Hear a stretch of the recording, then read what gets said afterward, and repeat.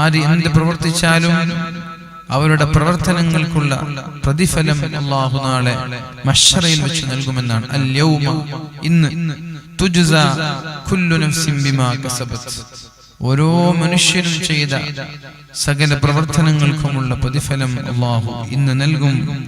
ലാ ദുൽമൽ യൗം, ഇന്ന് ഒരാളെയും ആക്രമിക്കൂല, ഒരാൾക്കും അക്രമങ്ങൾ നേരിടേണ്ടി വരൂല. അഥവാ പക്ഷപാതിത്വമോ തെറ്റ് ചെയ്യുന്ന ആളുകളെ അല്ലാഹു നിരപരാധികളായ ആളുകളെ ശിക്ഷിക്കുകയോ അങ്ങനൊരു സംവിധാനം, അങ്ങനൊരു അക്രമം, അനീതി ഒരിക്കലും മഹ്ശറാ ലോകത്തുണ്ടാവൂല. ഇന്നല്ലാഹ സരീഉൽ ഹിസാബ്, അല്ലാഹു തആല വളരെ വേഗത്തിൽ വിചാരണ നടത്തുന്നവരാണ് എന്ന് പരിശുദ്ധ ഖുർആൻ നമ്മൾക്ക് പഠിപ്പിച്ചു തരുന്നുണ്ട്.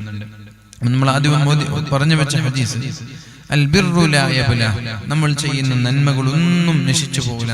എന്തെങ്കിലും മൈന്യൂട്ടായ ഒരു നന്മയെങ്കിലും ചെയ്തിട്ടുണ്ടെങ്കിൽ അത് നമ്മൾ ദുനിയാവിലും ആസ്വദിക്കാൻ കഴിയും, ആഖിറത്തിലും ആസ്വദിക്കാൻ കഴിയും.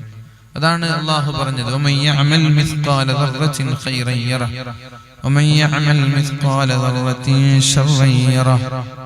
ഒരണുമണി തൂക്കം ഒരാൾ നന്മ ചെയ്താൽ അല്ലാഹു തആല അതിനുള്ള പ്രതിഫലം നൽകുമെന്നാണ് പറയുന്നത്. ومن يعمل مثقال ذرة خيرا يره. ചെറിയ ഒരു നന്മ ചെയ്താൽ അതുവരെ അയാൾക്ക് അതുവരെ അതിന്റെ പ്രതിഫലം വരെ ആസ്വദിക്കാൻ കഴിയുമെന്നാണ്. ചെറിയൊരു നന്മ, എന്തുകൊണ്ട് വഴിയിൽ നടന്നു പോകുന്ന ഒരാൾ യാത്ര ചെയ്യുന്ന ഒരു സ്ഥലത്ത് ഒരു കല്ലുണ്ട്, അത് മാറ്റിവെച്ചു, അതൊരു നന്മയാണ്.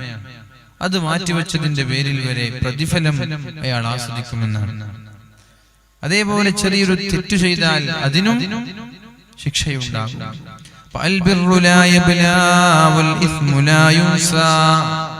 തെറ്റു ചെയ്താൽ അല്ലാഹു മറക്കൂല, ജനങ്ങളും മറക്കൂല. തെറ്റു ചെയ്യുന്നവർ ഒരിക്കലും അവരുടെ തെറ്റുകളെ മറക്കൂല. അല്ലാഹു തആല തെറ്റുകൾക്ക് ശിക്ഷ നൽകും അവർ തൗബ ചെയ്ത് മടങ്ങിയില്ല എങ്കിൽ. മനുഷ്യന്മാർ ചെയ്യുന്ന തെറ്റുകൾ, മനുഷ്യന്മാർ ചെയ്യുന്ന പാപങ്ങൾ അതൊരിക്കലും അല്ലാഹു മറക്കുകയില്ല. അല്ലാഹു മാപ്പ് നൽകണമെങ്കിൽ അല്ലാഹുവിനോട് തൗബ ചെയ്ത് മടങ്ങണം. അല്ലെങ്കിൽ പാപങ്ങൾ പൊറുക്കപ്പെടാനുള്ള ഒരുപാട് അമലുകൾ അല്ലാഹു പറഞ്ഞു തന്നിട്ടുണ്ട്.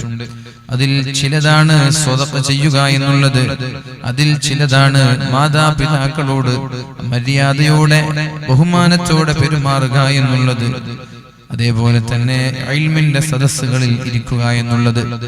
ഫകുൻ കമാ ശിഅ്ത, എന്നിട്ട് നബി അല്ലാഹു ഒരിക്കലും